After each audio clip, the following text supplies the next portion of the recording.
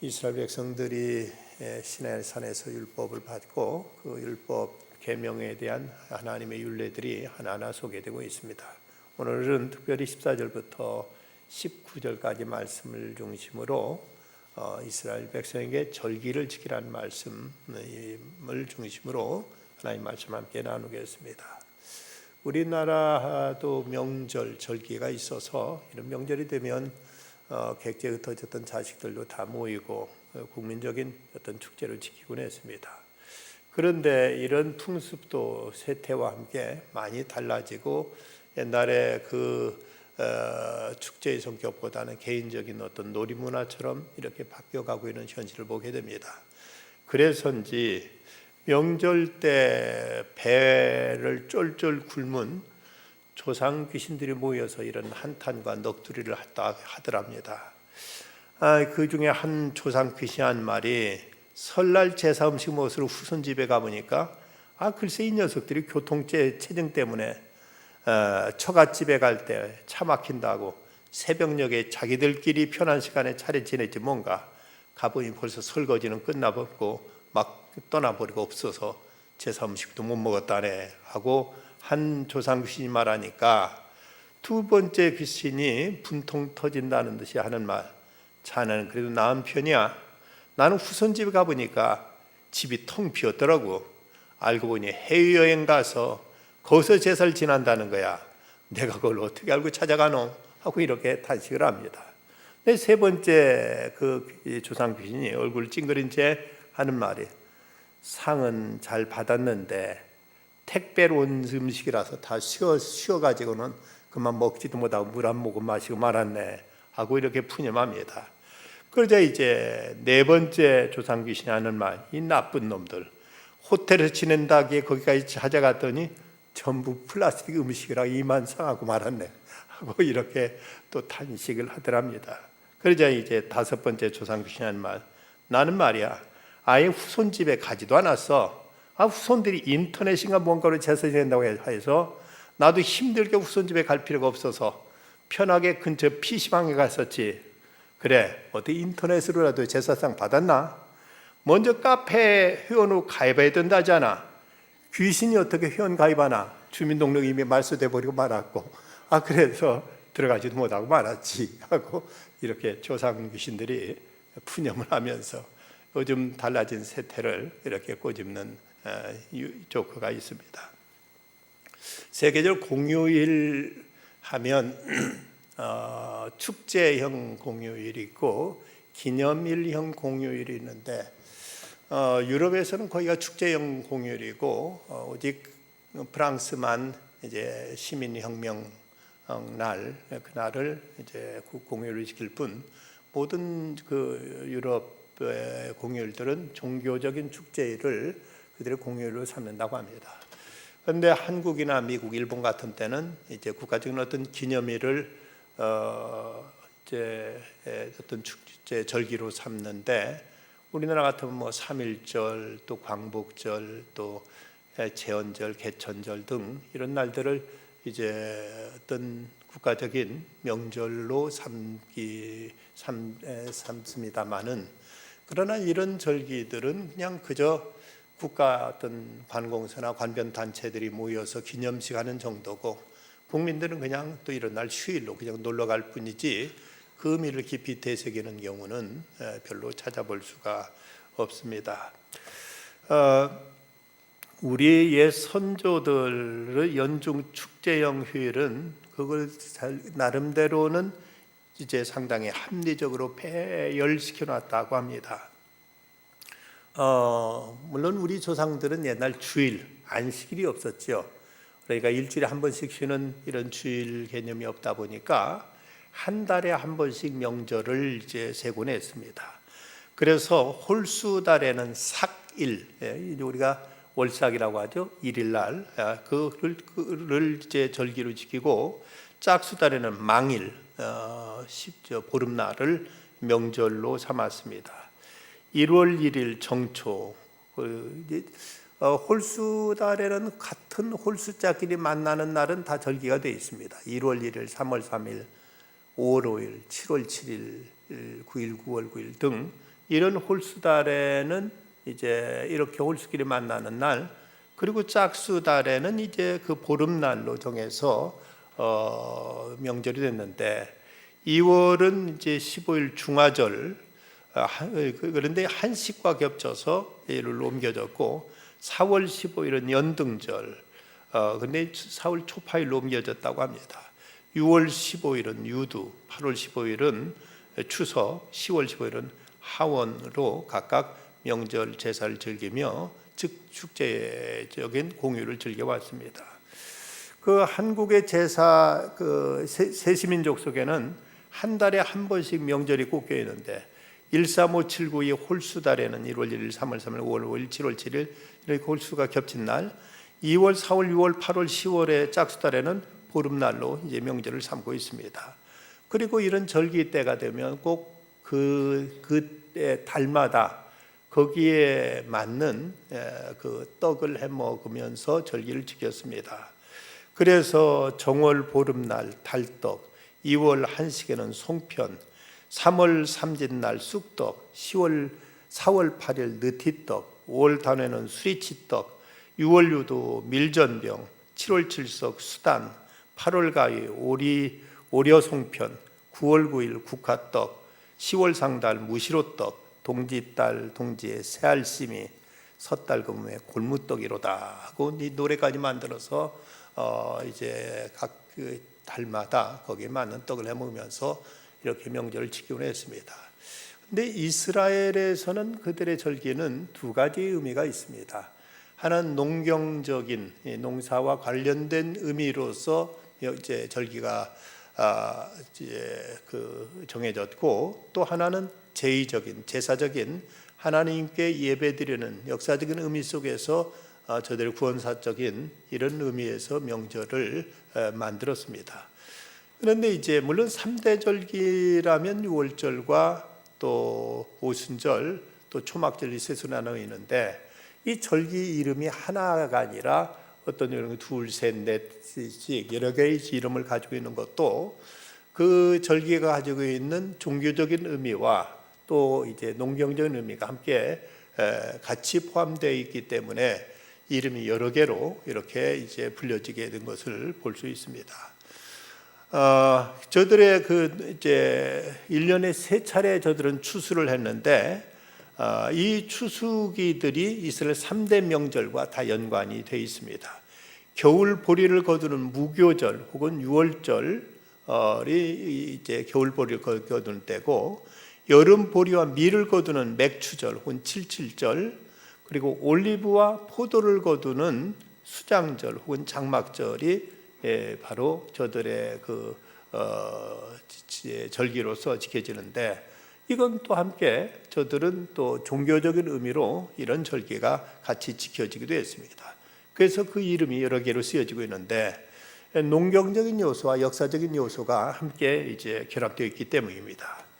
겨울 보리를 추수하고 묵은 누룩을 없애는 무교절이 출애굽이라는 역사적인 그 사실과 결합되어 있고, 또 여름 보리와 밀을 거두는 추수감사의 성격이 강한 맥추절이 또 시내산에서 율법을 받고, 또 저들이 애굽에서 나온 지 50일째 됐다고 해서 오순절이라고도 이렇게 불려졌습니다.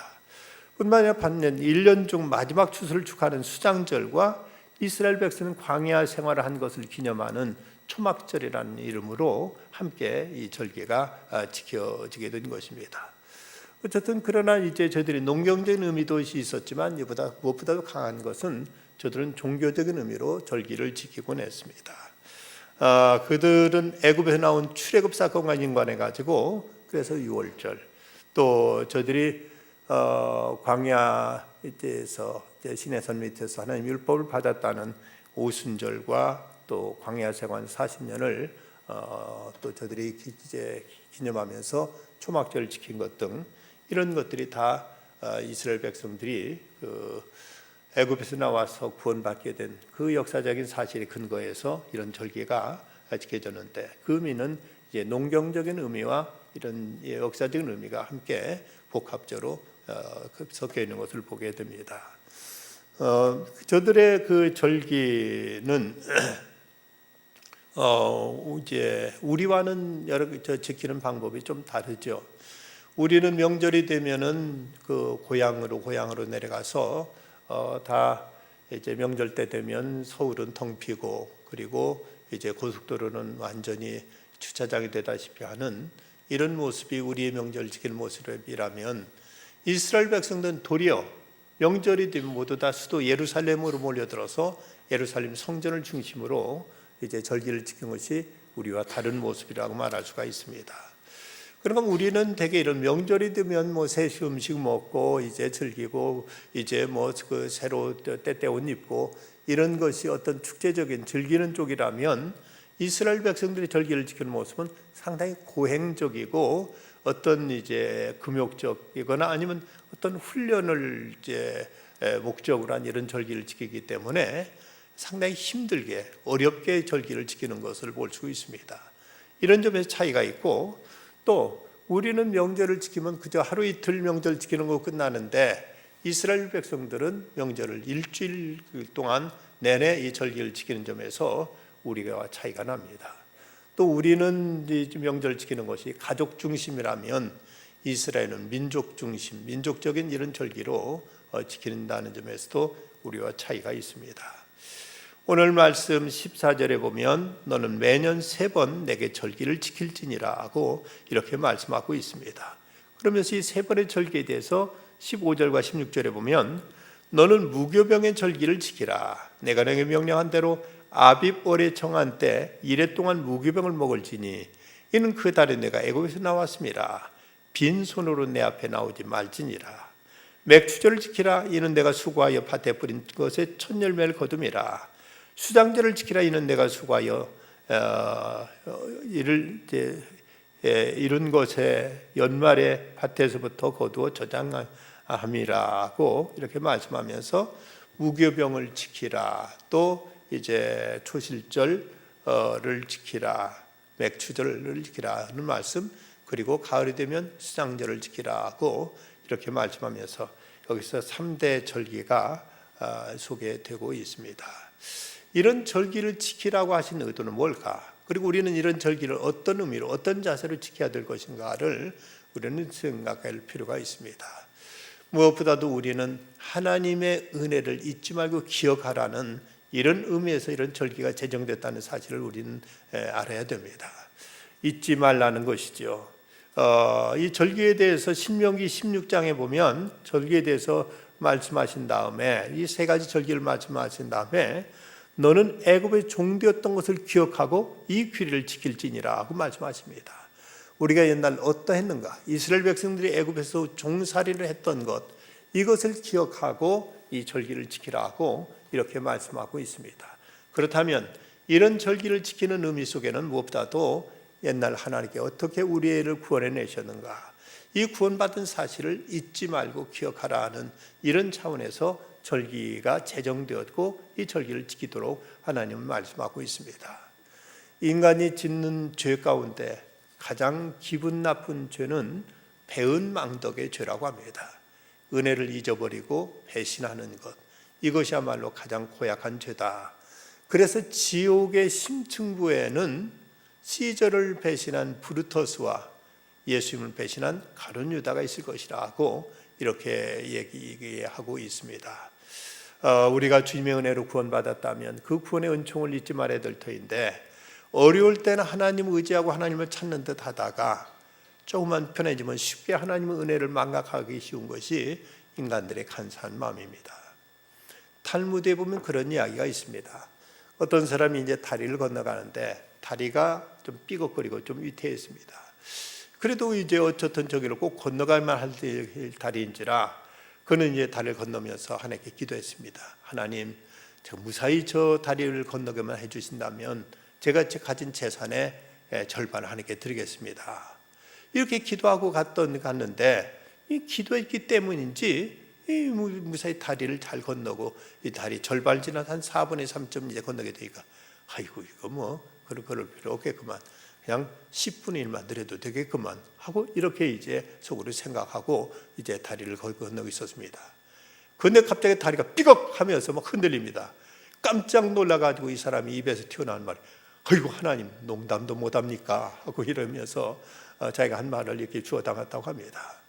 이렇게 이제 사람들이 어려울 때는 하나님을 자꾸 의지하다가 조금만 편해지면 하나님을 잊어버리고 그만 하나님 없이도 마음대로 살겠다고 생각하기 쉬운 것이 간사한 인간들의 마음이기 때문에 이런 절기를 통해서 다시 한번 이걸 리마인드 시켜서 어떻게 우리가 구원받았는가, 어떻게 하나님께서 우리를 죄악 가운데 건져주셨고 애굽의 포로에서 우리를 이제 이스라엘 백성을 해방시켜 주셨는가 하는 이것을 이제 기억하도록 하나님께서 이런 절기를 지키게 하신 것입니다.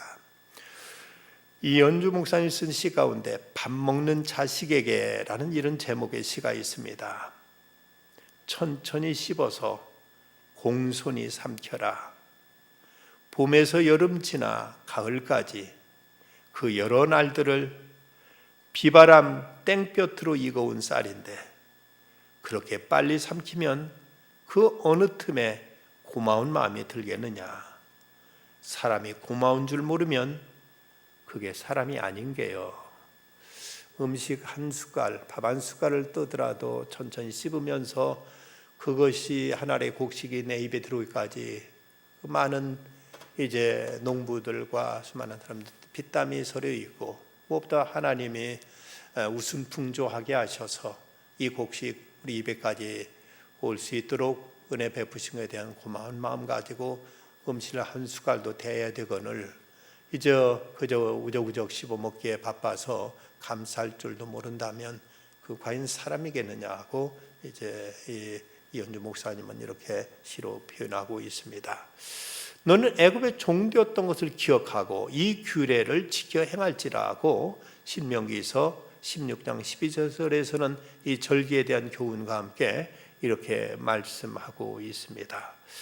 너는 기억하라. 애굽 땅의 종이 되었더니 내 하나님 여호와가 강한 손과 편팔로 거기서 너를 인도하여 내어나니 그러므로 내 하나님 여호와가 내게 명령하여 안식일을 지키라 하셨느니라. 너는 애굽 땅의 종 되었던 것과 내 하나님 여호와께서 너를 속량하셨음을 기억하라. 그것을 말미암아 내가 오늘 이같이 내게 명령하노라. 거듭거듭 기억하라고 말씀하고 있습니다. 특별히 이스라엘 백성들은 이 기억한다는 문제에 대해 상당히 중요한 비중을 두고 있습니다. 저 예루살렘에 가면 지금 지카론이라는 언덕에 거기에 이제 유대인 학살 기념관이 있습니다. 유대인 학살 기념관에는 그 나치하게 학살당한 600만 명의 그 유대인들의 원혼을 달래는 곳으로 그곳의 이름은 야드 바셈이라고 이름 짓고 있습니다. 그 야드 바셈이란 말은 기념물과 이름들이란 뜻인데 이사야서 56장 5절 내가 내 집에서 내 성 안에서 이 아들이나 딸보다 나은 기념물과 이름을 그들에게 주며 영원한 이름을 주어 끊어지지 아니할 것이라는 그 말씀에서 따와 가지고 야드 바셈이라고 이제 그곳을 이름 붙였는데 그 희생자들의 이름을 영구히 보존한다. 이것을 잊지 않고 기억한다는 뜻에서 이렇게 기념물과 이제 이름이라는 뜻으로 야드 바셈이라는 기념관이 서 있습니다. 그들은 이스라엘 사람들은 과거를 망각하면 잘못된 과거는 반복된다고 생각하고 그 기념관의 입구에 거기에 이런 명구를 새겨 놓았습니다. 망각은 파멸을 가져오지만 기억은 구원의 비결이다. 망각은 파멸을 가져오지만 기억은 구원의 비결이라는 이런 이제 명구를 써놓고 그들은 역사 속에서 겪었던 많은 상처와 많은 그 이제 불행한 시절들 이걸 결코 잊지 않고 이것을 역사의 교훈으로 삼아서 이런 불행한 일들은 다시 우리가 반복하지 않도록 하자. 그래서 그 유대인들은 6월절이 되면 그들은 절기를 지킬 때 각 집에서 자녀들에게 부모는 자녀들에게 이스라엘 역사를 가르쳐 줍니다. 그들의 역사 속에서 무려 3,000년 동안의 나라 없이 그들은 떠돌고 헤맸던 부끄러운 역사인데 그런데도 그들은 자식들에게 부끄러운 역사를 또박또박 가르쳐 준다는 거죠. 그들 부모가 자식들에게 꼭 들려주는 말이 있는데 우리는 이집트에서 바로의 노예였었다는 말을 꼭 자식들한테 주입시킨다고 합니다.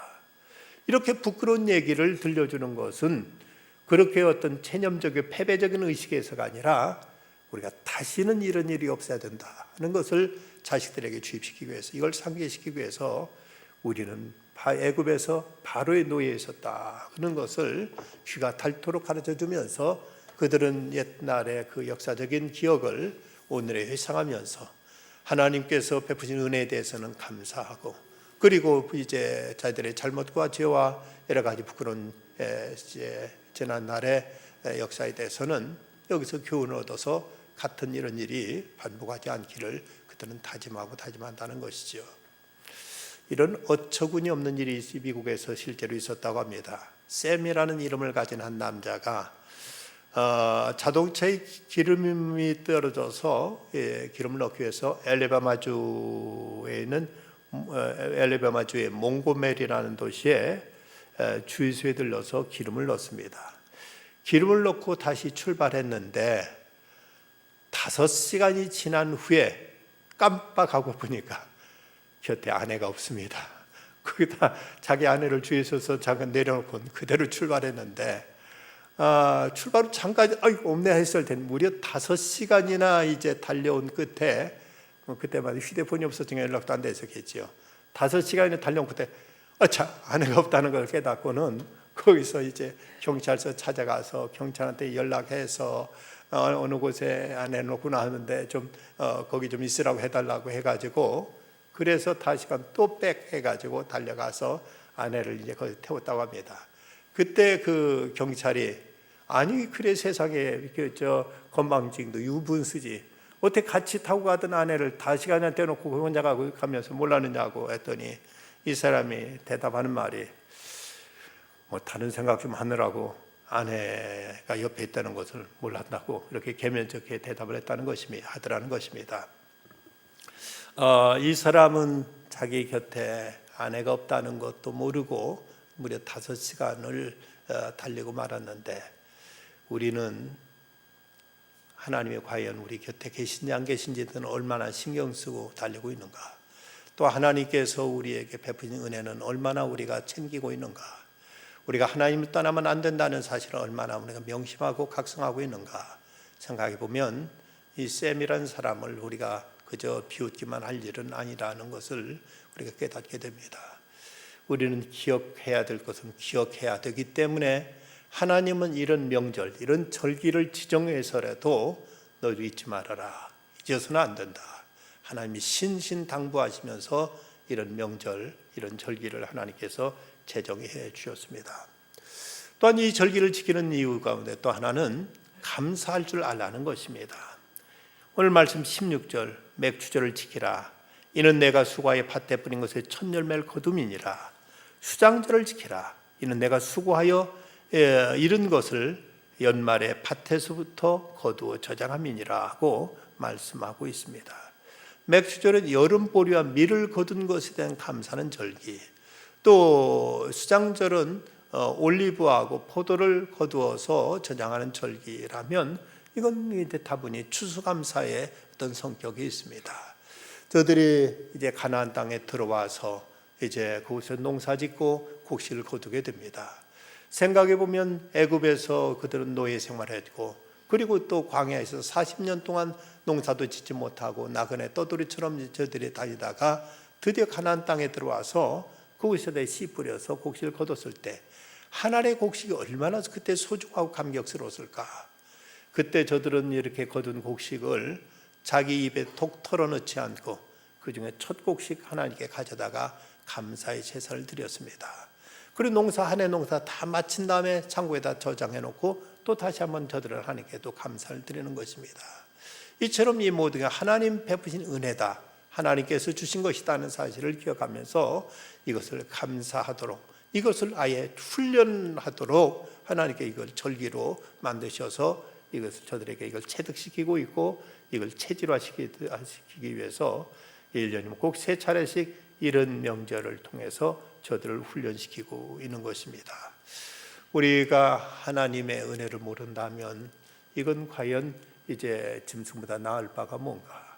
짐승도 집에서 기르는 강아지도 주인 주면 꼬리칠 줄 아는데 하나님께 주시는 모든 것들을 우리는 그저 매일 내 입에 청겨 넣는 데만 바쁠 뿐 하나님 은혜를 깨닫지 못하고 감사하지 못한다면 금수만도 못한 존재가 아닌가 하는 생각을 갖게 됩니다. 청교도들은 저 신앙의 자유를 찾아서 저 유럽에서 신대를 건너올 때 그들은 그 머나먼 길을 항해하면서 주일이 되면 꼬박꼬박 그들은 이제 하나님께 예배드리면서 모든 것을 다 멈추고 하나님께 경배드렸다고 합니다. 그리고 신대륙에 도착해서도 그들이 맨 먼저 지었던 집은 자기 집이 아니라 예배당이었습니다.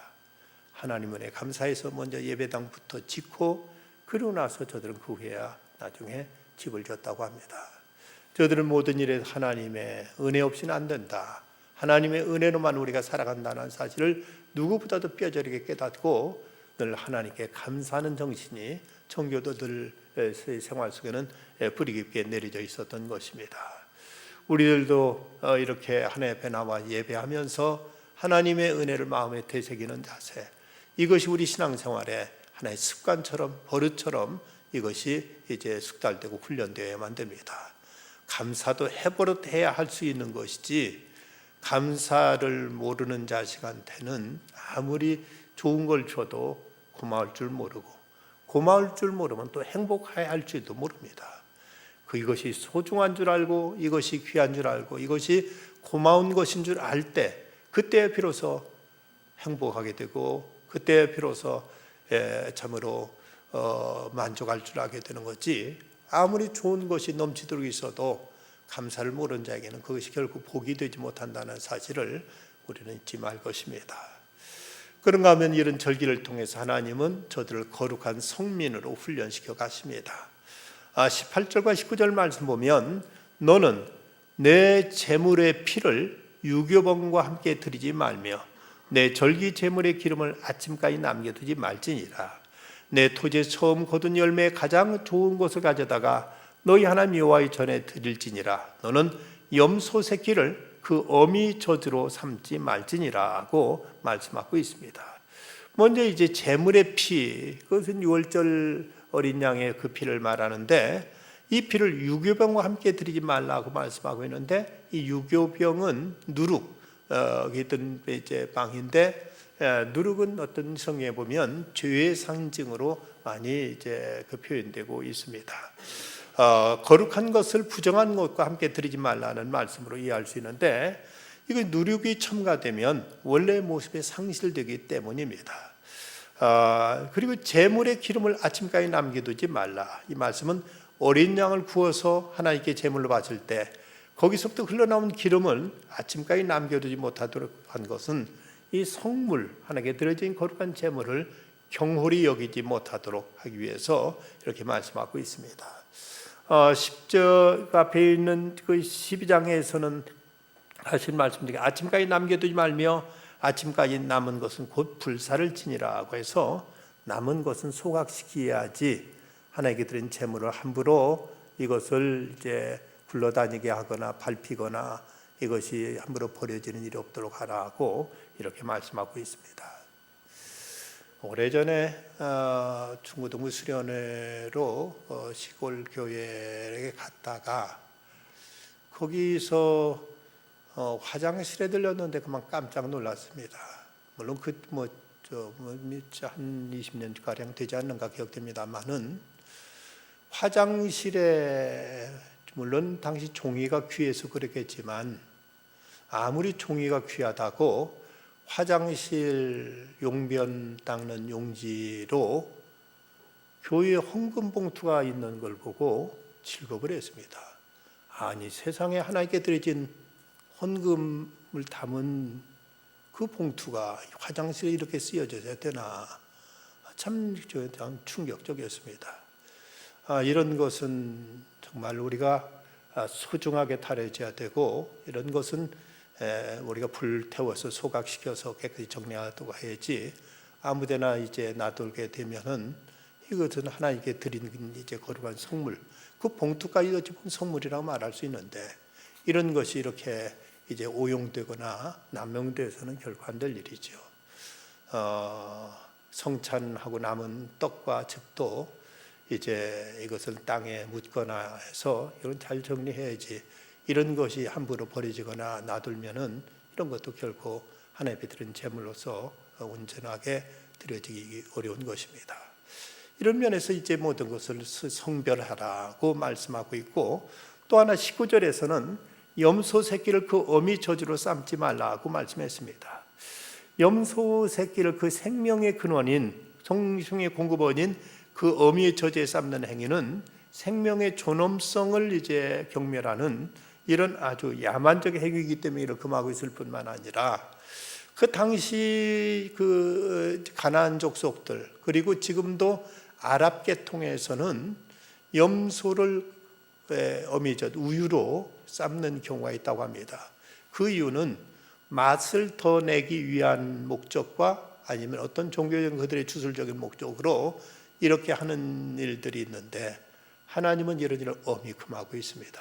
이런 이방인들의 풍속, 이렇게 생명을 경시하고 모욕하는 이런 일들이 있어서는 안 되고, 또 이런 걸 가지고 어떤 종교적인 제의적인 이런 이제 행위를 삼거나 이렇게 이제 이방 풍습을 너희들이 답습하고 이런 걸 본다서는 안 된다고 엄히 금하고 있습니다.